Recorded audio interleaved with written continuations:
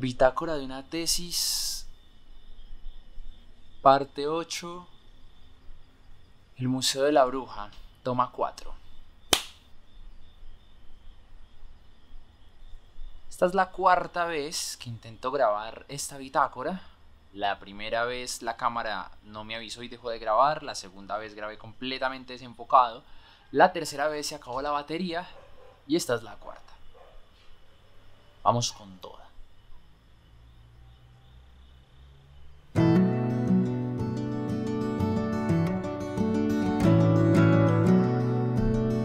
Bueno, la bitácora de hoy viene cargadita. Y eso es porque, a grandes rasgos, el día de hoy voy a hacer una especie de perfil bastante particular de mi bisabuela. ¿Quién fue ella?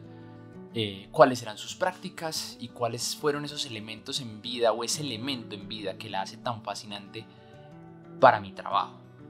Todo esto aparece porque en un punto de la maestría empecé a hacer autoetnografía.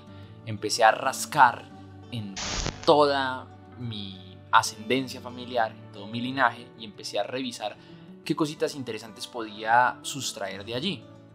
Entonces este perfil lo hago con base en lo que me ha contado mi papá, que es obviamente pues uno de sus nietos, una tía mía y mi abuela, Ilduara, que también había una conexión y una relación muy interesante entre ellas.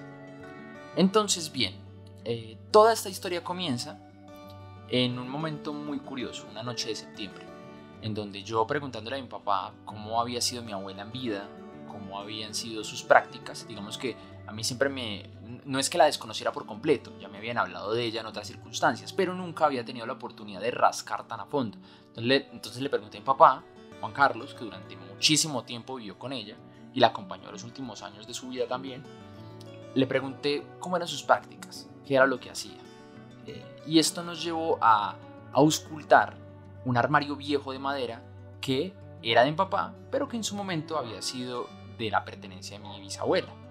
Entonces empezamos a revisar y nos dimos cuenta que mi papá tenía allí restos o despojos de sus pertenencias que se habían quedado allí preservadas durante casi 3 décadas. De hecho, a mí me sorprendió mucho cuando le pregunté a mi papá qué había en ese armario y él me respondió que no recordaba muy bien, porque a grandes rasgos mi bisabuela, que murió un 11 de marzo de 1995 a sus 77 años, no había vuelto a revisar ese espacio. Entonces empezamos a revisar, a sacar cada una de esas piezas, de esos frascos, a mirar qué era lo que había, qué nos llamaba la atención y qué podían ser. Entonces aquí es donde se desata toda esta historia y en donde empezamos a mirar cuáles fueron esas prácticas de mi bisabuela, que como ya lo había dibujado previamente y en otras bitácoras, realmente ella tenía este componente de ser, pues, bruja.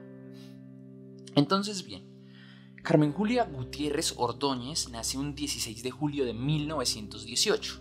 Nace un día de la Virgen del Carmen, de ahí su nombre.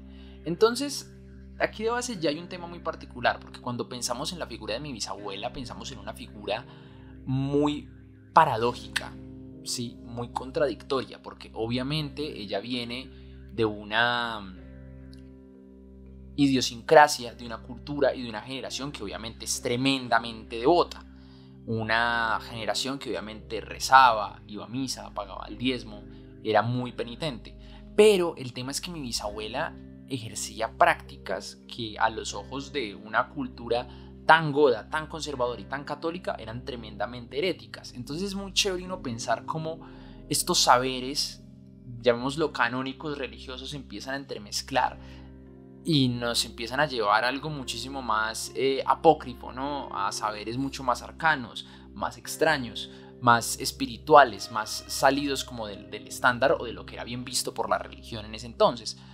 Y yo sé que cuando hablo de mi bisabuela, pues empiezo a, llamémoslo, distraerme o desviarme un poco del tema principal de mi tesis, que es el fantasma, porque ella se acerca netamente al terreno de la bruja, pero creo que esto me lleva a lecturas muy interesantes, a lecturas muy únicas y en algún punto la historia pues se va a terminar encauzando, por decirlo de alguna manera. Entonces vamos poco a poco. La primera práctica que la caracterizaba a ella era la cartomancia, que es la lectura del futuro o la adivinación a través de cartas, de naipes. Ella lo hacía a través de un mazo español. Y me cuenta mi papá que realmente era muy buena en lo que hacía. Lo que predecía, lo que profetizaba, podía llegar a cumplirse. Y eso llevaba a que la gente le tuviera respeto y miedo. Ella atendía a gente de todo tipo, aunque dicen que sus principales clientelas eran chicas de colegio, eran muchachas que siempre iban a preguntarle por amoríos y a pedir consejo también, ¿no? De la sabiduría ya de una señora ya de edad. Pero digamos que lo interesante es eso, que mucha gente acudía en su ayuda, gente prestante de la ciudad, gente reconocida. Eso me parece también curioso, me parece muy bonito. Y pues claro, así como ella era muy sincera con lo que decía, sus predicciones se cumplían pronto y además no siempre eran premoniciones o vaticinios positivos. Muchas veces ella vaticinaba fatalidad, luto, y eso obviamente hacía que las personas le tuvieran bastante respeto.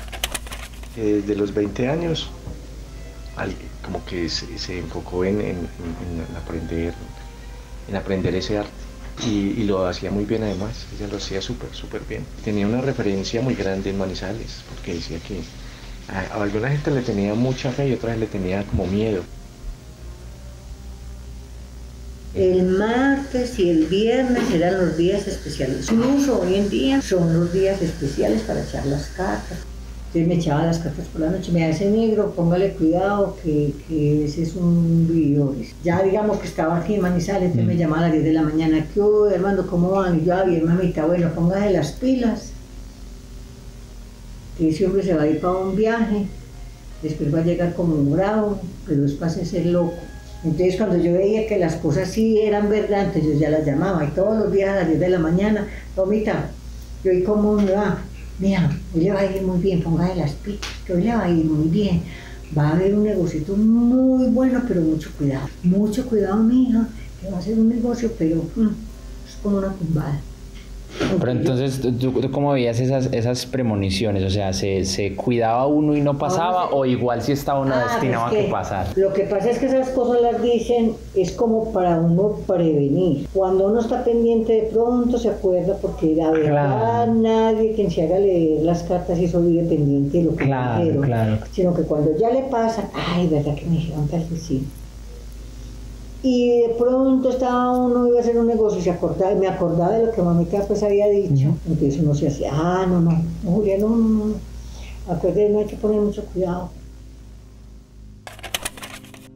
Segunda práctica que ella realizaba, la tabacomancia. Este nombre me parece muy paila, pero pues su propio nombre lo dice. Ella realmente leía las volutas de humo que desprendía el tabaco que fumaban sus clientes, y esto le permitía también, muy por la onda de la cartomancia, adivinar el porvenir de las personas. Cuenta mi tía Patricia que a ella no le gustaba mucho verla cuando hacía eso, ¿no? Porque no le gustaba mucho el olor. Entonces ella ya había normalizado, digamos, que estas actividades de la abuela, pero procuraba como que cuando la veía, sobre todo en este tema del tabaco, prefería como aislarse, y esa cosa me parece muy particular. Me cuentan también que el tema era, nada, el cliente pegaba una calada, o si no fumaba, pues ella pegaba la calada por él, y allí empezaba a leer pues como este tema de las volutas del humo. Aquí esto se plantea, o me dibuja una imagen que me parece muy linda, muy costumbrista, y es que claro, tengamos en cuenta que aquí estoy explorando una enramada de mi árbol familiar paterno, que es de idiosincrasia netamente antioqueña. Eso significa que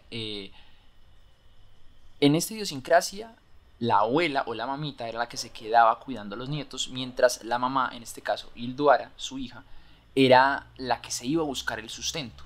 Entonces aquí hay una dinámica muy interesante sobre cómo los niños se crían con la abuela, y me parece fantástico pensar en esa imagen de cómo mientras mi abuela atendía a sus clientes, con el rabillo del ojo le ponía cuidado a los niños.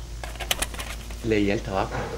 Cuando vivíamos al frente había en la parte de abajo, ella tenía una sillita y le ponía a la persona a fumar tabaco. Y resulta que cuando eso se va consumiendo empiezan a salir figuras. En la ceniza empiezan a aparecer figuras. O así como en el rojo aparece figuras así. Fuera de eso le echan yubi, que le echaban café encima. Para que, y eso, a medida que fuman, lo que hacía eso empezaba como a botar chispitas.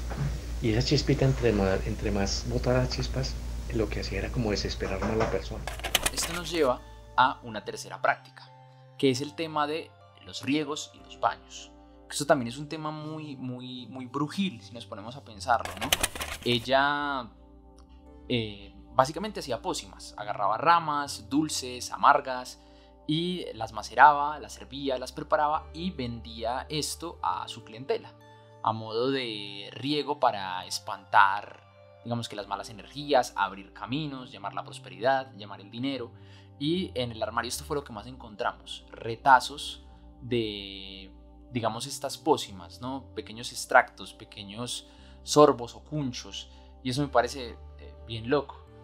Entre esos, pues, pude encontrar este que se llama llamadera atrayente, que como bien dice ahí fue hecho en Venezuela. Allá le traían muchas cosas de Venezuela, importaba cosas de allá o pedían cargos desde allá, y asimismo se comunicaba con personas de allá, o conseguía amigos o conocidos que también como que la nutrían o le compartían conocimientos a ella relacionados pues como con este tema.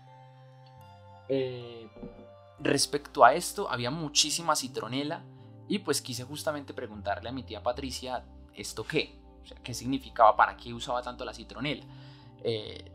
La respuesta que me dio fue fantástica. También me comentó como cuáles eran esos indispensables dentro de sus brebajes, sobre todo porque ella era la que la acompañaba o directamente iba a la galería a comprar estas ramas de manera sagrada.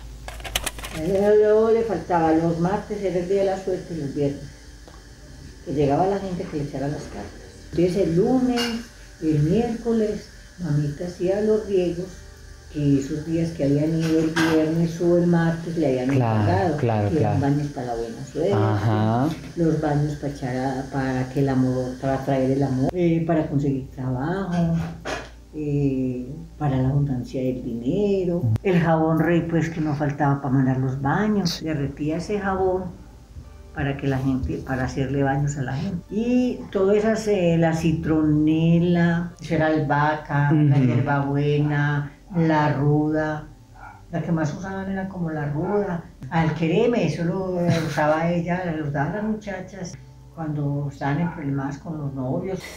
Aquí nosotros le decíamos corredores, mi tía le decía cantarias, como una especie de hormiga, pero hormiga grande, por ahí de este tamaño, verde con un signo aquí, como con una especie de dibujo. Los echaban en ese frasquito, tenía junto con una cantidad de ramitas, que no sé qué ramitas tendría ahí, y como 7 tipos de lociones en las que pudieran, y eso se mezcla y ya se echaba, y eso trae buena suerte. Y ahora llegamos a la parte más turbia, más oscura de todo el asunto, que tiene que ver con el ángel negro. Cuando le pregunté a mi papá qué era esto, qué era esta entidad, él me habló de las iluminaciones o alumbramientos, y que es otro eufemismo para referirse a los amarres, que es que una persona despechada, ella llega a donde mi abuela, le dice que está pues muy triste porque ese ser amado lo dejó y que necesita que vuelva. Entonces lo que hacía mi abuela, después de intentar hacerles un poco como cierta terapia o cierto consejo, al ver que la persona realmente estaba interesada en que volviera, pues ella realizaba ciertas prácticas para apresar a ese ser que se había ido y obligarlo a que retornara de una u otra manera. Es muy curioso este cuento. Cuando yo hablaba esto con un amigo en la universidad, él me decía que él sentía que era como los distintos medios que usan las personas del común para controlar estas fuerzas de la naturaleza que se escapan de nuestras manos, ¿no? Como darle control a entidades que realmente no podemos controlar, en este caso pues otras personas. Entonces es bastante curioso. El alumbrado era alguien que de pronto venía con un desamor. Usted me puede ayudar para que él vuelva. Entonces, bueno, tráigame una foto. Y mi abuela se iba aquí en Agustinos y hay una cosa donde venden santo, entonces le decía, hágame el favor y véndame el ángel negro. Y viene en un marco, entonces ella le sacaba el marco y le dijo, tráigame una foto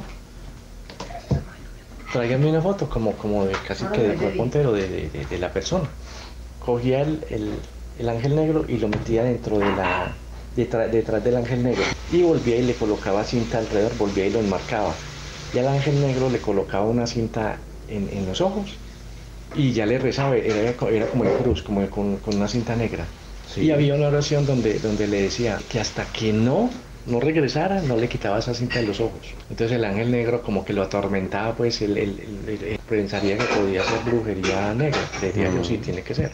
Entonces muchas veces las señoras decían, no, es que yo en mi casa no puedo hacer eso, es imposible, yo se lo hago acá, pero vale tanto. Ella le cobraba aquí, tráigame un velón.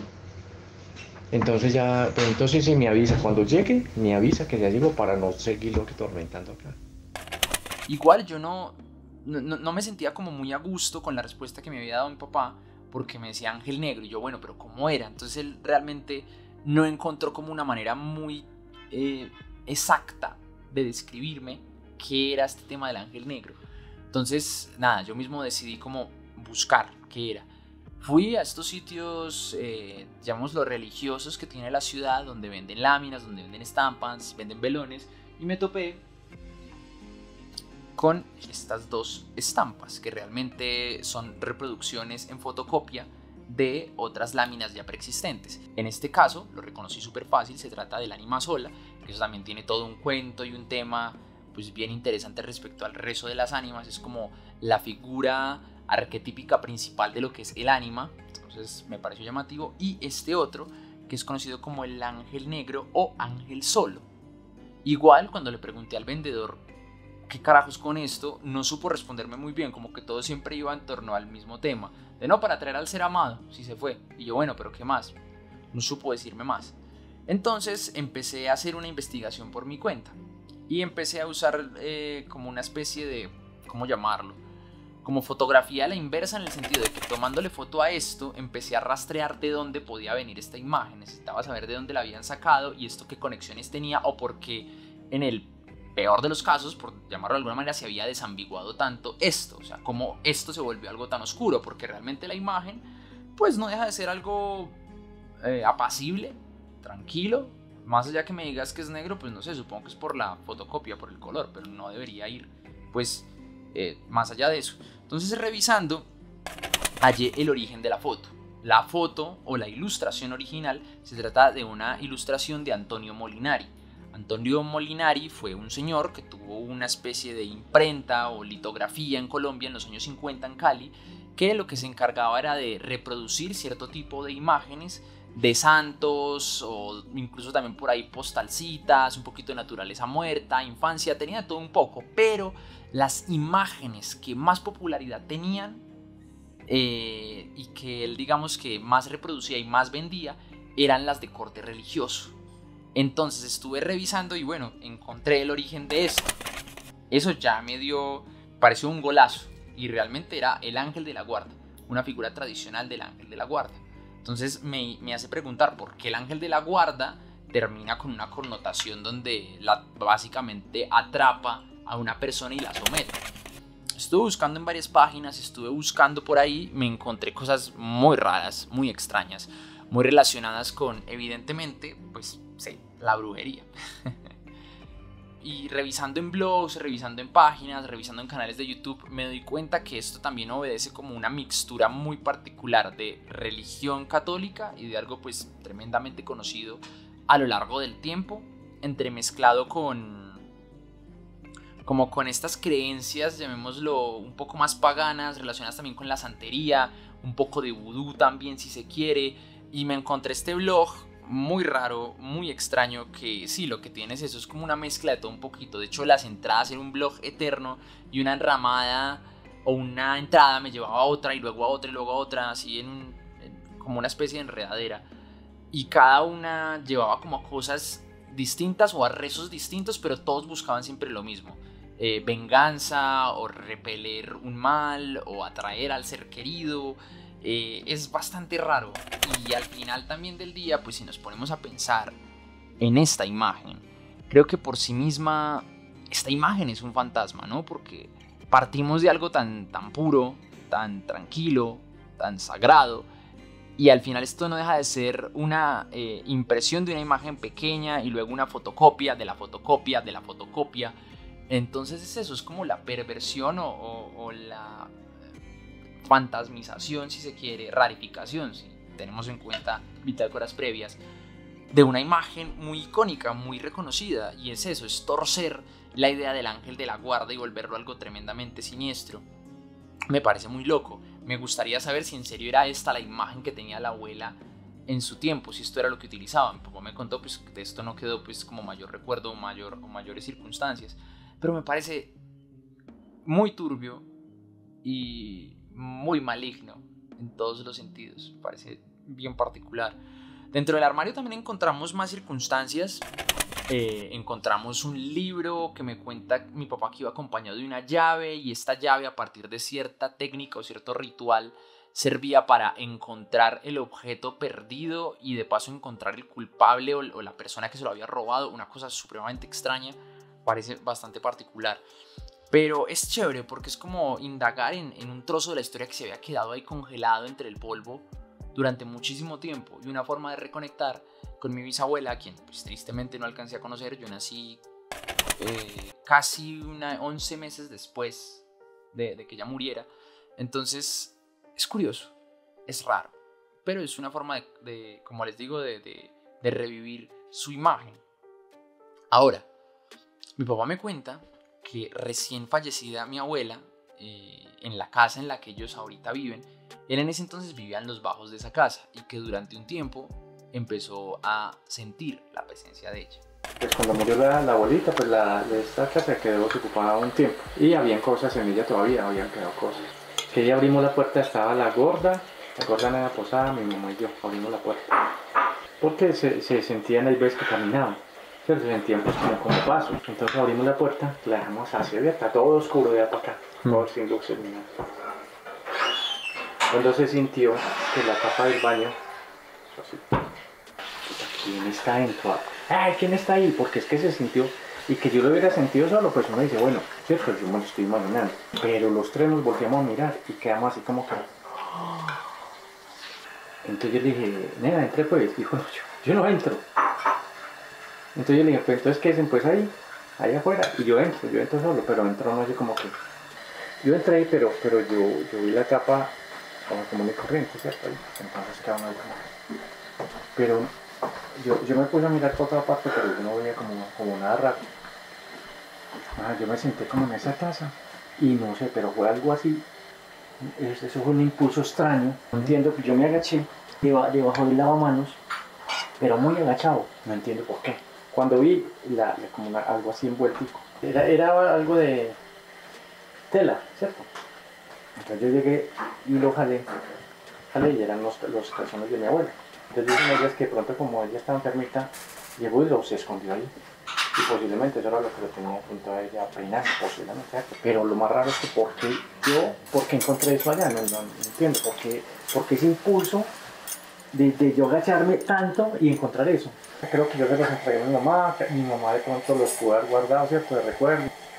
Y dejó de sonar aquí cosas, de ese momento dejaron de sonar cosas, porque dicen que cuando algunas personas dejan cosas guardadas, empiezan pues como a haber movimientos donde guardaron las cosas. Es en este punto en donde siento que la historia termina como por volver al punto de origen, por lo mismo, porque hablamos de un personaje que, bueno, tenía unas prácticas muy extrañas, tenía unas prácticas inquietantes, tenía una visión muy herética de la vida. Pero creo que al final, cuando se termina volviendo ánima o termina deviniendo en fantasma, es como regresar al círculo completo, ¿no? Termina como afianzándose en esa creencia que es la religión católica, que es la visión cristiana católica de a dónde vamos a parar nosotros apenas abandonamos este plano existencial. Entonces creo que es cuando esos saberes apócrifos y esos saberes canónicos se unen y forman algo como único, como que todo se conecta y tiende un puente. Me hubiera encantado conocer a mi bisabuela.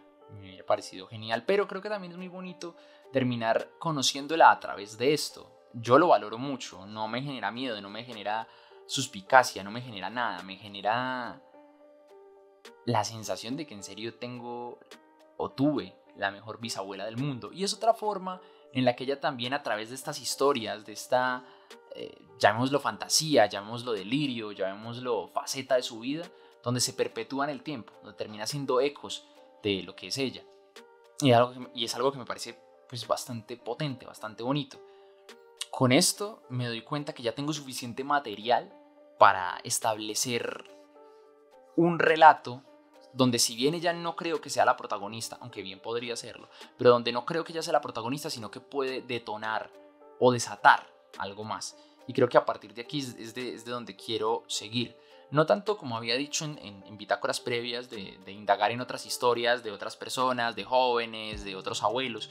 Creo que con esto ya tengo suficiente material para empezar a encauzar mis relatos y mi tríptico y mis cortometrajes. Entonces pues vamos a mirar eso a dónde nos lleva. Pero eso ya será en otra bitácora.